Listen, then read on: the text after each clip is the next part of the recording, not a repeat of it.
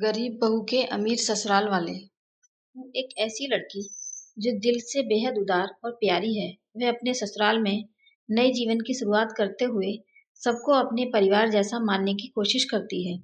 तनु के दिल में सभी के लिए प्यार और आदर है।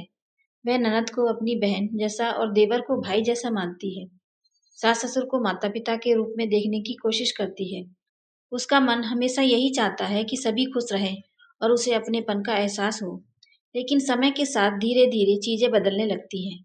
ससुराल के लोगों का बर्ताव तनु के प्रति अच्छा नहीं रहता। उसके हर काम में कोई न कोई कमी निकाली जाती।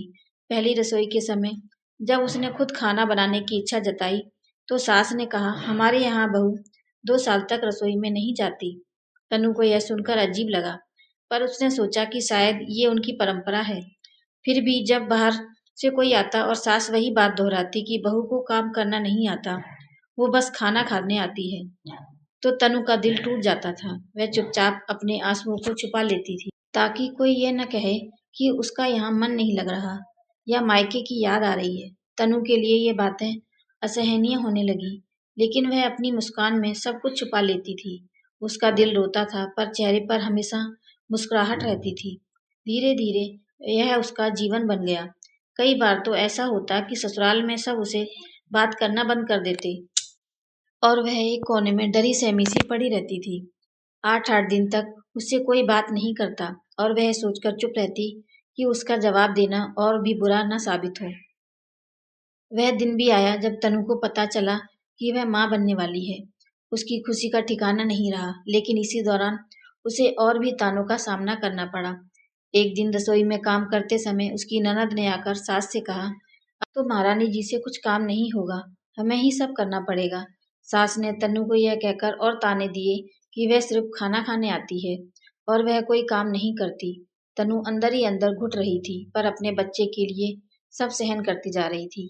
एक दिन उसके पति तरुण ने उसकी सास को यह कहते हुए सुन लिया कि तनु काम नहीं करती, सिर्फ खाना खाने के समय आती है। यह बात सुनकर तरुण को गुस्सा आ गया और उसने माता पिता से कुछ दिनों के लिए तनु को अपने साथ ले जाने की आज्ञा मांगी। माता पिता ने इस बात के लिए मंजूरी दी और कुछ दिनों के लिए तरुण तनु को लेकर अपनी साथ चला गया। तनु ने महसूस किया कि तरुण उसके साथ है और उसके दुख को समझता है, जिससे उसे थोड़ी राहत मिली। इस बीच देवर की शादी तय हो गई और नए जीवन साथी के आने से घर में चहल पहल बढ़ गई। नई बहू नीलू के आते ही घर का माहौल पूरी तरह से बदल गया। जहाँ पहले सास ससुर तनु पर हर छोटी छोटी बात पर रोक टोक लगाते थे, अब नीलू के सामने वह पूरी तरह बेबस हो गए थे। नीलू अपने अधिकारों के प्रति काफी मुखर थी। उसने साफ साफ समझा दिया था कि वह किसी के दबाव में नहीं आएगी। नीलू का तेज स्वभाव घर के सभी लोगों के लिए कठिनाई भरा साबित हुआ और एक दिन उसकी शक्ति इतनी बढ़ गई कि उसने अपनी सास ससुर और नंद को घर से बाहर निकाल दिया। अब वे सभी लोग दर दर की ठोकरें खाने को मजबूर हो गए। वह परिवार जिसमें तनु की मेहनत, सहनशीलता और प्यार की कद्र नहीं की, अब वह खुद तन्हाई और कठिनाइयों का सामना कर रहा था। ससुराल के लोग अब पछता रहे थे और तरुण और तनु को याद कर रहे थे। उन्हें यह एहसास हो गया था कि उन्होंने तनु के साथ कितना बुरा व्यवहार किया और उसका दर्द कभी समझने की कोशिश नहीं की। इस समय उनके मन में पश्चाताप और कर्मों का एहसास जाग उठा। उन्हें लगने लगा कि इस संसार में किए गए कर्मों का फल यहीं भुगतना पड़ता है। तनु और तरुण की याद में वे आंसू बहाने लगे थे और भगवान से प्रार्थना कर रहे थे कि वे जहाँ भी हों खुश रहें। इस कहानी से हमें संदेश मिलता है कि जीवन में किसी के साथ बुरा व्यवहार नहीं करना चाहिए, क्योंकि हमारे किए हुए कर्मों का परिणाम अतः हमारे सामने आ ही जाता है।